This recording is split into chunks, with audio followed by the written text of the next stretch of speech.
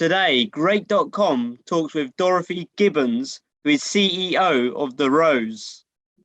If you haven't heard of them, they are a non-profit organisation on a mission to save lives through quality breast care services. If you are new here, please press subscribe on YouTube or on your podcast app, because today we learn the importance of ensuring all women have the relevant breast care support. Hello, Dorothy, and welcome to our podcast. Oh, thank you, Ryan. It's good to be here. I really can't wait to sort of dive deeper into this conversation and learn more about your organisation. So to start with, Dorothy, for me and anybody new here, what is The Rose and what do you do? The Rose is a nonprofit organization, as you said, that does mammograms and ultrasounds and biopsies. And most importantly, we give women who are uninsured access to treatment. Now, you know, the thing about our system here is that if you have insurance, you can do most of all those things anywhere. But if you don't have insurance, then there's very few options for you. And so the Rose was set up to be sure that any woman who didn't have the money to pay for a mammogram didn't have to die of breast cancer. It's that simple. And we serve about 7,000 uninsured women every year. And we also serve insured women. That's part of the model. That's part of the business model that allows us to serve even more. And of course, we always depend on donations. Wow, Dorothy, and I just want to say thank you for sharing that with us. Yeah. So to start with then, other than the obvious, why would you say what you do is so important? Well, you know, Ryan, it's several things. One is it's a way for the community to take care of their own. You know, we don't take government support, and that's a biggie to us because we don't want to have those restrictions that many organizations do have in serving the uninsured. The other thing is, you know, any family that loses its mother or father, you know, we do diagnose men, has not as much chance of being successful and being close as other families. You know, the loss of a parent like a mother is just so devastating. And it's also so costly. I mean, you know, here you have an uninsured person who's uninsured for a reason. You know, it's not because they want just to be uninsured. They can't afford it. But then when they get hit with a lot of hospital bills and, you know, and don't get the care they need, oh my gosh, that impacts the entire family. So from several different places, you know, what we do is important, but most of all, it's because we do save those lives. And if it wasn't for the Rose, then those women would not be able to survive. Wow, and what you just said there, Dorothy, that really stood out to me was about sort of how costly it is. And I know there's not a price on a life at all. Like there's never an amount of money that could pay for a life. But I'm talking the costs, the after effects, as in the family situation. Because say loss of a parent, then say it could be two family incomes coming in to now going down to one. So it is a big knock-on effect. So yeah, that's just made me personally really think about that when you said that there. And yeah, I've never even thought about that in all honesty. So yeah, wow. So also you said about you do test men as well. Could you go a little bit further along those lines? You know, men do not have breast cancer as often as women, obviously. But it always appears as either an incidental finding, which means a man has a chest x-ray and they see a mass, or they find a little lump on their chest, you know, in the breast area, and it always needs a diagnostic workup. So we average 3 or 4 men a year. We do services on about 100, and anywhere from 100 to 300. So that's pretty standard in most imaging organizations. The problem is a man will, in the male breast cancer world, 25% of all the men who are diagnosed with breast cancer die. Now, that's not the same percentage in women.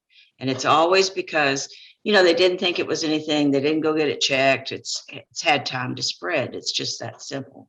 And so that's why men, and I usually talk to the women on this one, if your husband, brother, son, anyone, says, oh, I've got a little area here on my chest that hadn't gone away, you need to get them in to have a mammogram. I know, no matter how skinny you are, there's enough tissue there for us to do a mammogram, believe me. So you get a mammogram, you get an ultrasound, and if it is suspicious, then they'll have a biopsy. And the usual treatment for male breast cancer is a mastectomy, just like a woman. So yeah, thanks for asking about that. Most people don't even think about men getting breast cancer.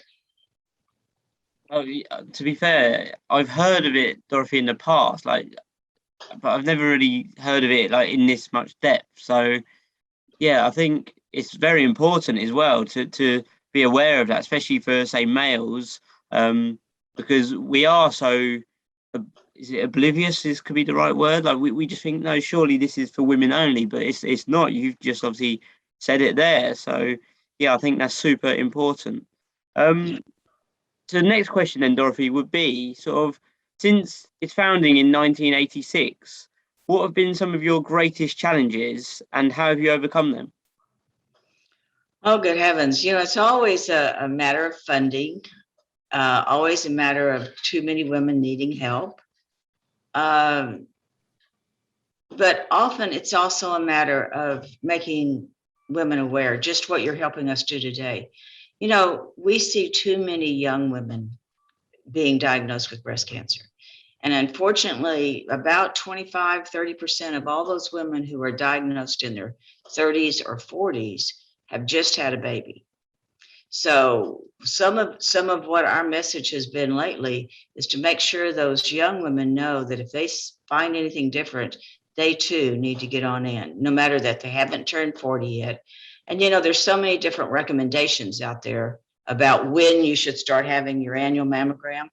And we're just going to hold true to, if you're 40 years old, start your mammogram. That's when you get to have that annual routine mammogram, and you need to do it. If we find that cancer in its earliest stage, women have a 98% chance at survival. 98%. Now, if we find it at stage 1, stage 2, the percentages just aren't the same, and the treatment is a lot more aggressive. So a lot of things over these 36 years have been challenging, but I'm always touched by the way the community comes forward and helps. I mean, right now, this minute, during October, during Breast Cancer Awareness Month, we have some 160 different groups that are raising money for us. And it could be anything from a bake sale to a tea to a run. It could be anything, but that's what makes a difference with us. It's those dollars that really make a difference.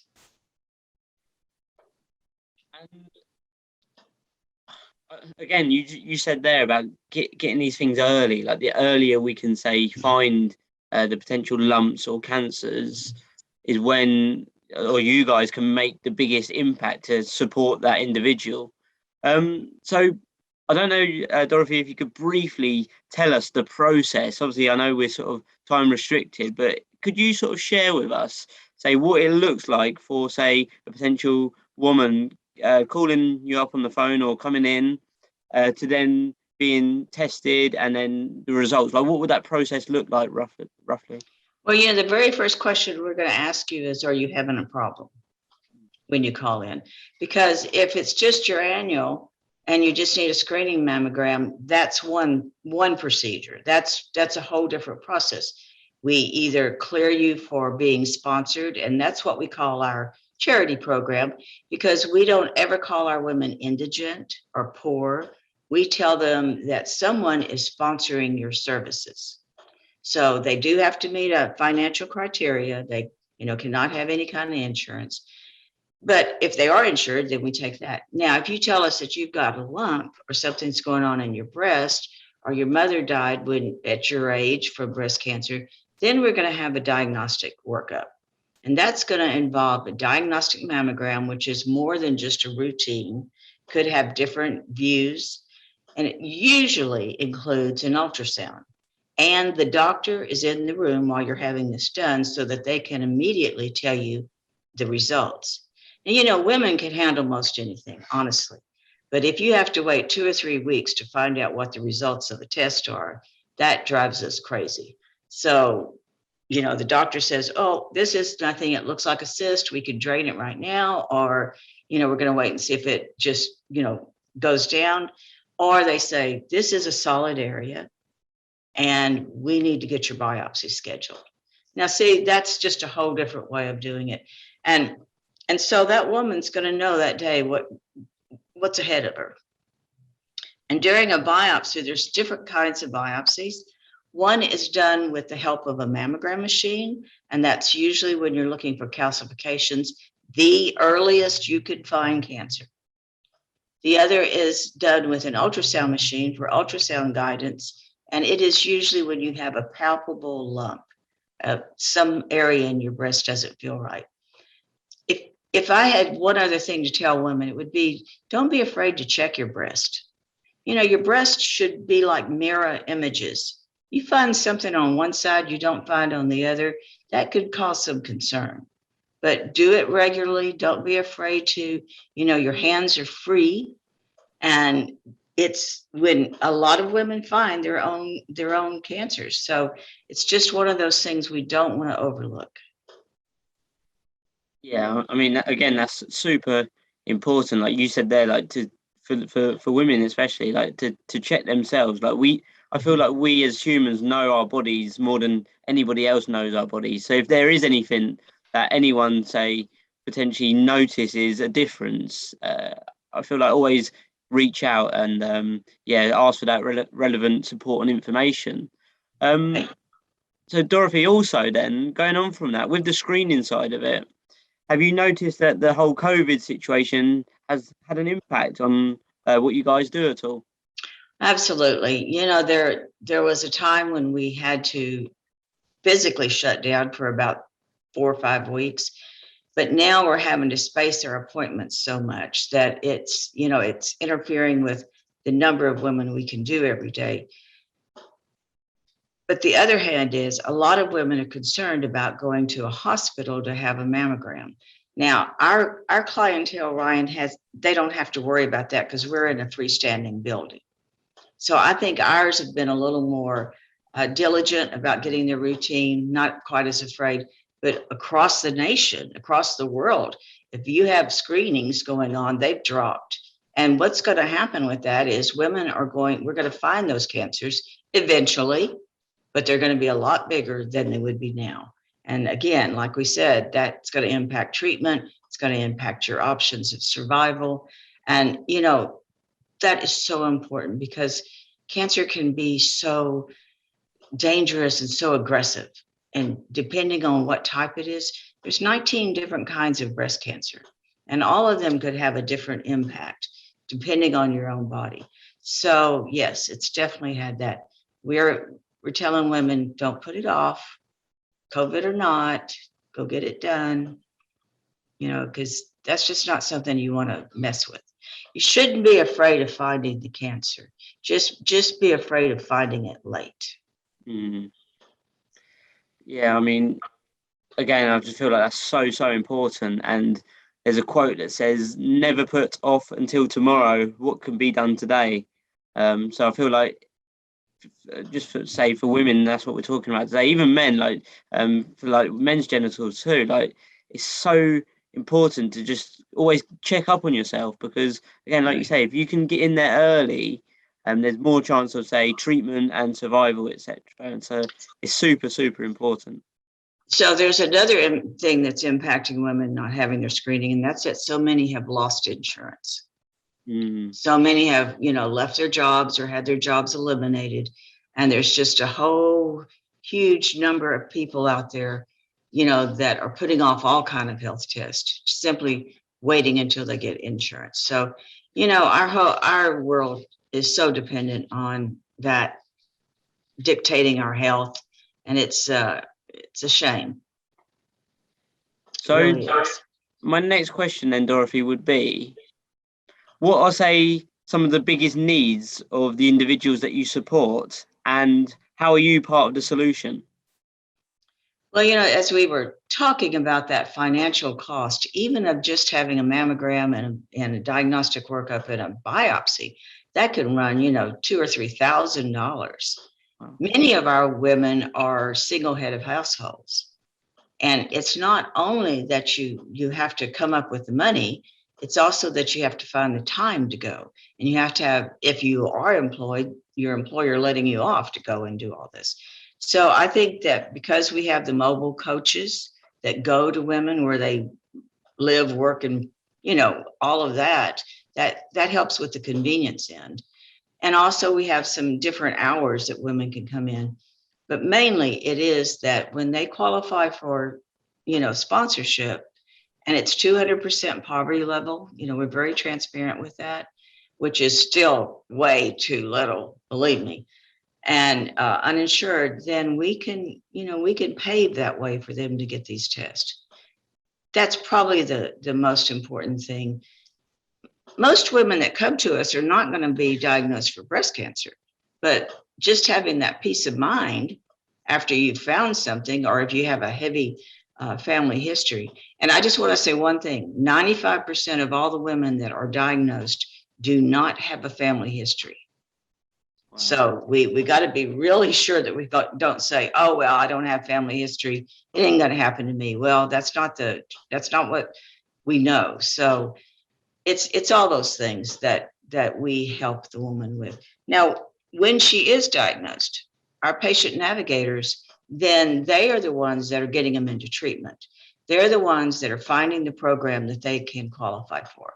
They're the ones that are many times making that first appointment for them to go have the consult. They are sitting with them when they hear the diagnosis. This is the woman is there, the doctor is there, and the patient navigator. Now, I don't care what kind of disease you have. If you have to get treatment, everybody could benefit from a patient navigator. Everybody could benefit, not just from a friend or a family member that thinks they know what's going on, but having a navigator that does know what's going on. And many of our women, English is not their first language. So that is another service that they can take advantage of with their navigators.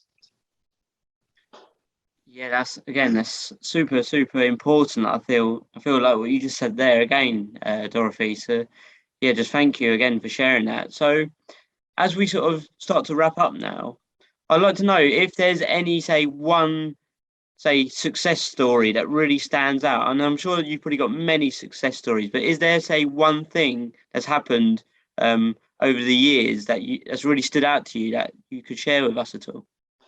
Well, people think that when you serve someone who's uninsured or has limited income, that, they just take it and go with it and that's it. But one time we served a woman who had just gotten divorced, lost her insurance, mother had breast cancer. She knew she needed a mammogram, got it done, but then she needed diagnostic workup. Came to us for that part of it. We took her all the way through biopsy and her treatment. That woman happens to be a skydiver. That woman, once she got back on her feet, has pulled together a whole organization called Jump for the Rose. And yes, I jumped out of a perfectly good airplane, but she has now raised almost $300,000 for us. Wow. Can you imagine that over 10 years? So, everybody can be down and out at some point in their life, but I could give you story after story of people who've come back and raised money for us, just so another woman where she was, knowing how that felt, can have those services. That's success for me. Yeah, I mean, that sounds amazing. That's incredible. So yeah, the really, really, I don't know, it filled me with joy when you said about that as well. So yeah, really amazing. So Dorothy, what would you then say your vision is then for the future? Oh, vision is always that we have a better system to take care of those that just don't have the means, always. Higher vision would be that we don't have breast cancer. Now, that's That's probably not going to happen, but we've got to have a better way of taking care of everyone and making sure that access to care is available. So for anybody, say, that's listening today, what can someone do to help, and what action steps can they take to be a part of the solution? You know, we have so many opportunities. Just like I said, all these groups that are raising money for us, that doesn't have to come out of someone's pocket. But of course, donations are always wonderful. And, you know, also helping us to know different foundations that might want to support our cause. We don't know all of those. I have a very limited staff. You know, we are very lean, but also that spreading the awareness. You know, whether it's about the rose or about what we're doing or just about breast cancer and what can be done, that awareness means everything. Yeah, no, it certainly does. So where can someone go, say, for instance, if they wanted to donate? We have a website, donate buttons right up there, and it's therose.org. That's THEROSE.org. Amazing. Thank you so much. And for you listening, if you've enjoyed this episode, please press subscribe on YouTube or in your podcast app, because that will show the algorithms that this is an important conversation, so more people can learn the importance of supporting all women with the relevant breast care services, even when they're uninsured.